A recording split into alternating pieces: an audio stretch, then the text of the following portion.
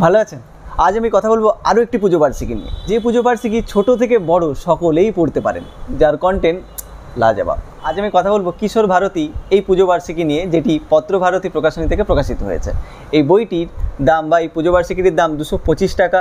এই বইটির page quality নিয়ে আলাদা কোনো কথা বলতে হবে না, এবং এই বইটির গন্ধ যাক আসি, তুই গন্ধ দিয়ে বই বিচার করিস?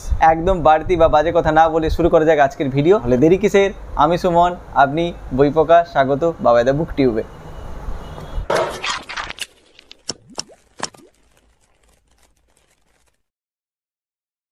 এই পুজো বার্ষিকী কেনার ক্ষেত্রে দুটো জিনিস আমার ভীষণভাবে কাজ করেছে। এক হচ্ছে এই পুজো বার্ষিকীর প্রচ্ছদ, যেটা আপনি এক্ষুনি স্ক্রিনের উপর দেখতে পাবেন, এবং দ্বিতীয়ত এই পুজো বার্ষিকীর কন্টেন্ট লেখাগুলো পড়ার জন্য আমি এই পুজো বার্ষিকীটা কিনেছি। তাহলে চলুন কন্টেন্ট কী কী রয়েছে, আপনি কার কার লেখাগুলো পাবেন সেগুলো চপ করে দেখে নেওয়া যাক। পার্সেলটা যখন বাড়িতে আসে তখন আমি বাড়িতে ছিলাম না, তাই যখন বাড়িতে এলাম তখন কাঁচি হাতে যুদ্ধে নেমে গেলাম এবং তাড়াহুড়ো করে প্যাকেটটা খোলার চেষ্টা করলাম, এবং খুলতে গিয়ে দেখতেই পাচ্ছেন প্যাকেটটার অবস্থা খুবই খারাপ। এবং প্যাকেটটা খোলার পর আমি দেখতে পেলাম একটা সুন্দর প্রচ্ছদওয়ালা একটি সুন্দর পুজো বার্ষিকী। ওপরের মোড়কটাকে যতক্ষণ না খুলে বইটাকে বের করছি ততক্ষণ মনের মধ্যে খচখচানি একটা চলতেই ছিল। আর দেখুন এই হলো প্রচ্ছদ, কি সুন্দর কালার কন্ট্রাস্ট, এবং সব কিছুটাই কত চোখে লাগছে, কতটা লোভনীয়। তাহলে চলুন বইটির ভেতরে কী কী কন্টেন্ট রয়েছে সেটাও একটু দেখে নেওয়া যাক। পুজো বার্ষিকীটা খুব যে মোটা তা কিন্তু না, একটা ডিসেন্ট টাইপের থিকনেস আপনি দেখতে পাচ্ছেন। এই হলো থিকনেস। পেজটা উল্টানোর পর আমরা সেই বিজ্ঞাপন দেখতে পাবো, হ্যাঁ দেখতে পেলাম। এরপরে রয়েছে সূচিপত্রের পালা। সূচিপত্রে সবার প্রথমেই রয়েছে আমাদের কথা, এরপর রয়েছে উপন্যাস। আমরা মোট 1 2 3 4 5 6টি উপন্যাস পাবো, এবং বড় গল্পের তালিকাটা কিন্তু অনেকটাই বড়।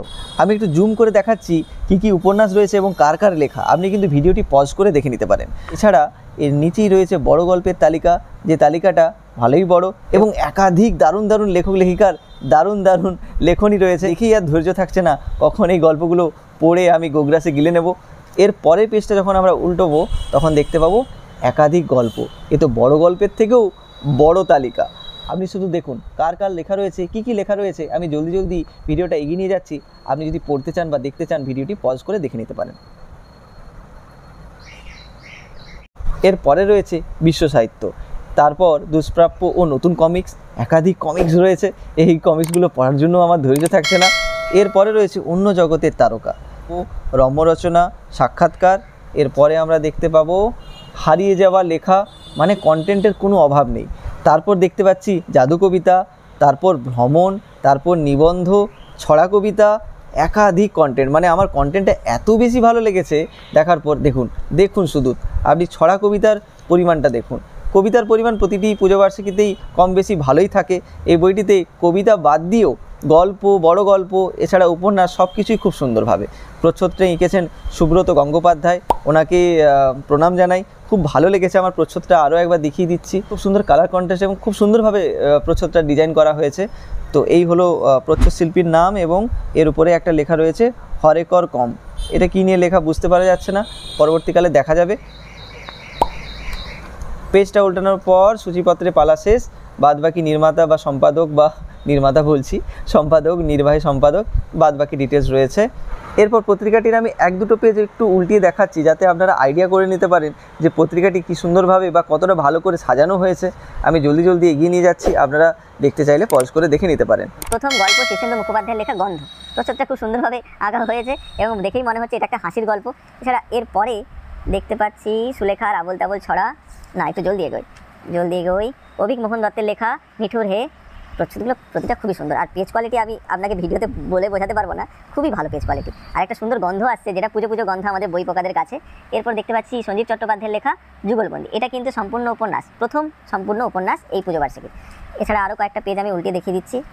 খুব বেশি দেখাবো না, কারণ ভিডিওটাও লম্বা হয়ে যাবে, এবং যারা বইটা কিনবেন তারা যদি ভিডিওতেই সবটা দেখে নেন তাহলে বই আর আলাদা করে কেনার কোনো মানে হয় না। তাদের সব আগ্রহ এই ভিডিওতেই শেষ হয়ে যাবে, তাই আমি খুব বেশি দেখাবো না।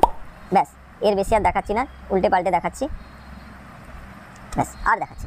এই হলো পুজো বার্ষিকী। এই পুজো বার্ষিকীটা পড়ার জন্য আমি ভীষণভাবে মুখিয়ে আছি। আপনারা আমার কথা বা গলার আওয়াজ শুনে বুঝতে পারছেন। আপনাদের কার কার এই পুজো বার্ষিকী পড়া হয়ে গেছে সেটা কিন্তু কমেন্ট বক্সে জানাতে ভুলবেন না। তাহলে চলুন ভিডিওটিকে আর টানছি না, তাহলে আমাকে টুক করে কমেন্ট করে জানিয়ে দিন যে কারা কারা এই পুজো বার্ষিকী কিনেছেন। এবং আমি আরও 2টো পুজো বার্ষিকী কিনেছি, যে পুজো বার্ষিকীগুলো আমার মনে হয় আপনার কেনা উচিত। কেন কেনেননি আপনি এখনও, সেগুলো আমি পরবর্তী ভিডিওতে বলবো। পরবর্তীকালে কোন বই রিভিউ আপনি আমার কাছ থেকে পেতে চান সেটি আমাকে কমেন্ট করে জানাতে পারেন। বাড়তি কোনো বই নিয়ে জিজ্ঞাসা বা প্রশ্ন থাকলে সেটি আমাকে এই ইনস্টাগ্রাম আইডিতে টুক করে মেসেজ করে দিতে পারেন। তাহলে দেখা হচ্ছে পরের ভিডিওতে, ততক্ষণ ভালো থাকবেন।